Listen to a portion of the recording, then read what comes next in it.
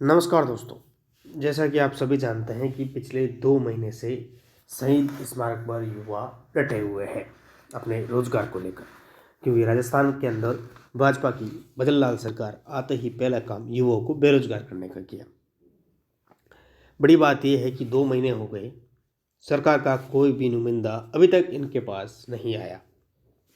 एक युवा की सदमे में जान चली गई और कुछ महिलाएं बीच में बीमार हुई थी। किरोड़ीलाल मीणा जी के आवास के बाद धरना दिया था, जो वीडियो वो काम भी बहुत ही निंदनीय था कि पुलिस के द्वारा उनको जबरन पकड़कर घसीटा गया और सभी ने वो वीडियो देखे।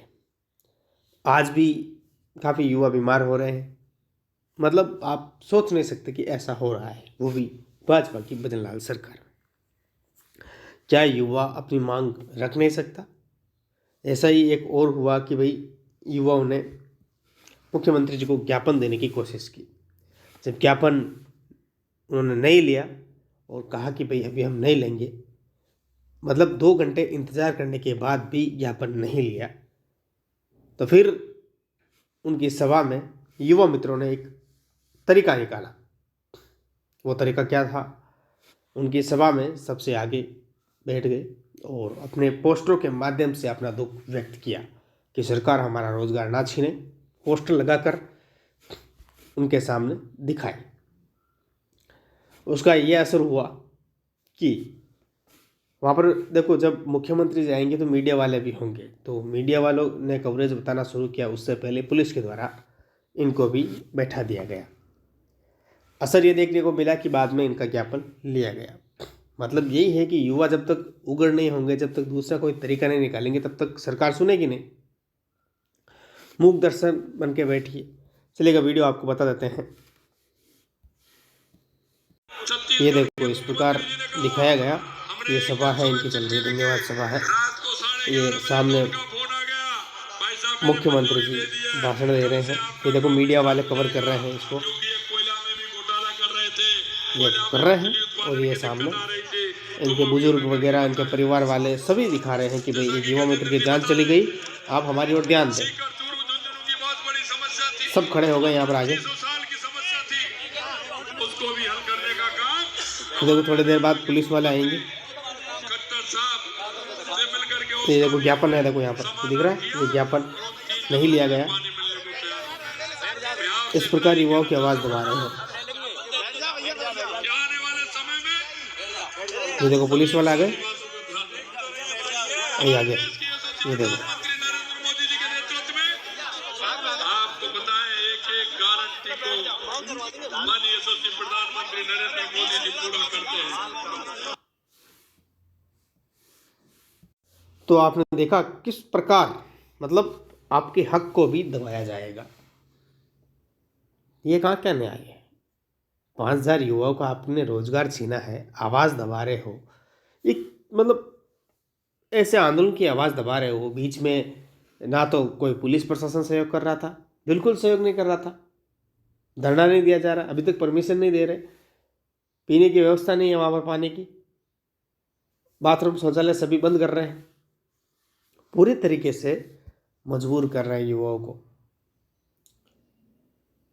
ये खुद कहे तो रोजगार मांग रहे हैं कि भाई आपने हमारा रोजगार छीना है, हमें वापस दीजिए। एक युवा की सदमे में जान चली गई, आप चाहते हैं कि और जाने जाए। युवा, राजस्थान का युवा ये उम्मीद करता है कि सरकार आई है तो हमें नौकरियां देगी, हमें रोजगार देगी। ये उम्मीद नहीं करती है कि जो रोजगार दिए हुए उनको भी छीन ले।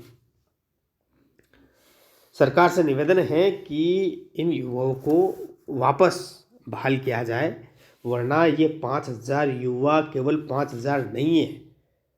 इनमें से प्रत्येक युवा ने कम से कम 500 लोगों का काम करवाया है, चाहे पेंशन के लिए हो, चाहे बाल गोपाल योजना हो, चाहे मतलब सभी योजनाएं, अटल पेंशन योजना हो, चाहे केंद्र की मोदी सरकार की योजना हो, चाहे राज्य सरकार की योजना हो, सभी योजनाओं का लाभ दिलवाया है प्रत्येक नागरिक को। आज देख लो, संकल्प यात्रा में आपके कोई दिख ही नहीं रहे।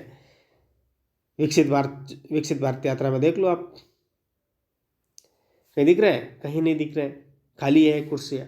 क्यों? क्योंकि वहाँ के लोगों को पता है कि हमें जो लाभ पहुंचा रहे थे उनका तो सरकार ने रोजगार छीन लिया है ना, क्योंकि फ़ोन तो उन्हीं के पास आते हैं कि भाई भैया हमारा ये काम करो।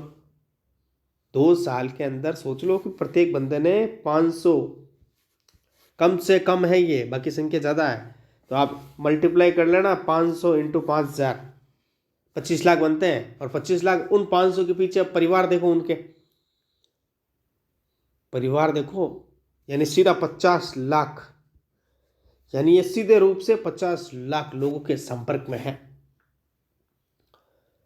तो सरकार से निवेदन है कि इनका रोजगार ना छीना जाए, इन्हें बहाल किया जाए, क्योंकि राजस्थान का युवा आस लगाए बैठा रहता है कि हमें कब मिलेगी नौकरी, और यहाँ तो जो रोजगार है उनको भी छीनने का काम कर रहे हैं।